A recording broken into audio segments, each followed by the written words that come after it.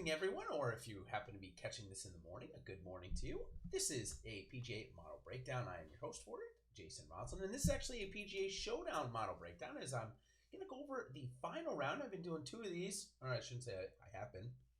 I've done two of these this week to try and mix things up and give you a little bit more content as the Showdown contests have been becoming more and more popular, especially with 100K on the line tomorrow. A lot to go over. So, one of the most important things I think to go over here is, sorry about that, screen has gone blank here. There we go. Sorry, I didn't mean to put you guys on pause there, but here we are back. Had the wrong thing clicked and I apologize. But one of the most important things if you're playing the Final Round Showdown for the first time, finishing points are allocated to the players. So that's important to know because what ends up happening is you'll see a high concentration of ownership between these top 10 or 11 or say 15 golfers on the board, leaving a ton of spots down below, very low owned of guys in this area here, 5 strokes back. So this is what you have in front of you if you're an Awesemo Plus member. Of course, if you're not, perfect time to join. It's only $8.95 for the week. You're going to get this and all of next week's content. And of course, if you want to join for the month, you're going to get this, plus next week's, plus the major in a couple weeks, and so much more. So a great time to join and do so. You're going to get this. You're going to get all of Alex's stuff, who's, just the best DFS player in the world. So a lot going on our premium side. In any case, this is what you're going to get. This is the model here. I allow you to download it, of course, into Excel. What we got left to right, if you haven't caught my first two videos here, I put the scoring in there, and this is where strokes back becomes kind of important. I talked about this at the top. Some guys, low ownership in this area, which we'll go over, some of the guys that I might be highlighting. Then, of course, we got our in 20 stats, birdies, eagles, bogeys, greens in regulation, driving accuracy, and driving distance for the week. Then we got our in-tournament strokes gained. Of course, we've got rounds 1, 2, and 3. We've got the difference between them, going left to right. Then we've finished it up with the long-term form rating that I had at the beginning of the week, plus, of course, the difference between strokes gained, ball striking, and putting, a stat that I always like to look at. Okay, so what I want to do here, and in this video also, it's not just going to be a model breakdown. I'm going to give you some of my picks that if you don't happen to catch my Showdown Spotlight article on Awesemo, I'm going to give a couple of those picks to you here in this video. So maybe I should have told you that at the top, but just a little bit of a teaser for you here. All right, let's quickly run through some of the highlights or some of the things that I'm going to use my model for going into tomorrow. I'm going to highlight Max Homa here. So Max Homa is the 6 number back. Okay, so why I'm looking at 6 back? I'm looking at 6 back because today the low score on the course, if you take away Jon Rahm's silly penalty, was 65. Now, Jon Rahm had a silly penalty where his ball was on the green, and before marking it, he picked it up instead of marking it first. Silly mistake. Cost him a stroke. But he ended up shooting 66 even with that stroke penalty. So let's just say tomorrow the low score out there is 65. The golfers that are starting at 6 back are at +5. If Dodson and Matsuyama cannot break par tomorrow and end up shooting 71 or above, that means the winning score likely is going to be even par, maybe -1. If it is even par, a 65 from these golfers sitting at 5 over right now would put them at even par, maybe even a chance to win. I don't think really that's going to happen, but certainly a 66 or a 67 would put these golfers in the top 5.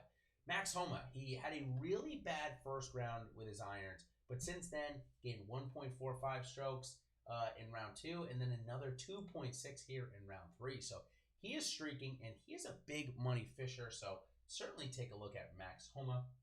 Going into tomorrow, of course, we have Corey Connors, the hole-in-one phenom from today. He's another guy that sits in that 6 back. And Richie Werenski, who has had a roller coaster of a week with his irons. A good round 1, terrible round 2, and a good round 3. So maybe he can do 3 of 4 good rounds and go into tomorrow with a little bit of momentum. No surprise to see some of those guys finding the top of the board in terms of strokes gained on the approach differential on a round-by-round basis. We got Richie Werenski, 1, Adam Long, 2, Matt Fitzpatrick, Brian Harman, another guy. He sits only 5 back tomorrow.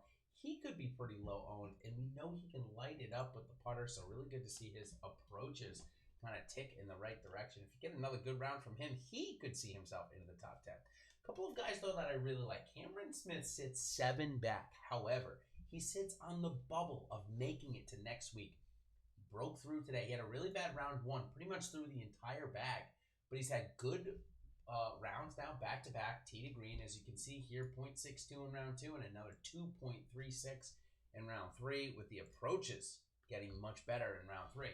If he can keep that going and get his putter going, he could find himself playing next week for the big bucks and, of course, another guaranteed paycheck. Gained a stroke on the greens today, so figured them out. I like the sound of all of that going into tomorrow. So those are just a couple of the things that I'll look at. Now, when it comes to the biggest and the best golfers, how I choose between them if I'm not making 150 lineups, which tomorrow I probably won't be, depending on the time here. But what I'll look at is I'll see, okay, we got Dustin Johnson, we got Jon Rahm, we got Rory McIlroy as kind of the studs or first guy in the lineup, right? Likely not going to get more than three of these. Likely not going to get all three of them, as most people will go to Matsuyama. What I'm going to look at here is I'm going to look at the approaches and see who's getting it done with the putter and who's not getting it done. So Jon Rahm continues to struggle with his irons. Obviously, his short game is fantastic right now, as you can see here. Hopefully, I'm not going too fast. He gained 4.27 strokes with his short game in round three.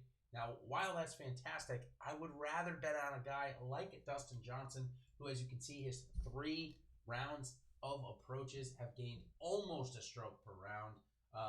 Almost gaining a stroke per round in each of them, I should say, and he's averaging 1.62 for the 3 of them. You'd love to see that. Right, the name right underneath Dustin Johnson, the other thing I'll look at as well, is a golfer that is getting better each and every day, and Joaquin Niemann has done that. Even on day one, his approaches were pretty good, but they have gotten better and better the next 2 rounds. A guy that loves the spotlight come the weekend, so Joaquin Niemann got himself a chance to possibly even win tomorrow. And I suspect that 6,600, he will be highly owned. So if you are going to roster Joaquin Niemann at 6,600 with Dustin Johnson, I would certainly look all the way down to something like Colin Morikawa at 8,600, who had a really good day for himself playing with Tiger Woods. And it could have been even better. He really just didn't putt that well, but bouncing back, gaining 2.42 strokes, tee to green. His proximity to the hole is one of the best in the field this week, too. So he is really close. Take a look at Colin Morikawa for a positive variance if you are going to end up stacking Joaquin Niemann and Dustin Johnson. All right, a couple of more picks. So I mentioned about Dustin Johnson. He is one of my player focuses for tomorrow. 10,800 on DraftKings, 11.9 on FanDuel. He's gaining just about 2 strokes from tee to green per round, 1.62 on the approaches and 0.64 on his putter. Although the putter went a little bit cold today, that heats up tomorrow. Look out. He'll have his 2nd straight win. Next guy we're going to look at is Russell Henley. He's 7,400 on DraftKings, 8,800 on FanDuel, 1.28 strokes gained tee to green, 0.81 strokes on the approach, and he's matching the field in putting, which for him, that's a really good sign, as his ball striking has been very, very good these last 6 weeks or so. Russell Henley, look for him. He's just outside the top 10 here. Look for him to move up the board tomorrow. And lastly, I mentioned Cameron Smith in our little preview before this. He's 6,300 on DraftKings, 8,300 on FanDuel. 0.72 strokes gained tee to green, 0.08 on the approach, and putting is negative 0.41. So definitely room for improvement heading into round 4 for tomorrow, and we had a nice bounce back in round 3. So fire up all your Cameron Smiths for round 4. Again, I just want to make note before I sign off here about the finishing points being allocated to the golfers. I know sometimes that gets lost in translation, but it does help those players that are looking for the guys that are 6 or 7 back from the lead that could find themselves easily inside of the top 10 tomorrow, and possibly even with an easier golf course. As today, we saw the golf course played a little bit easier in the morning and got harder as the day and temperature went on. So until next time, everybody, I wish you guys good luck in round 4. Hopefully somebody takes down the 100K heading into for tomorrow's round 4 slate. So until next time, everybody, we will see you on the other side. Cheers.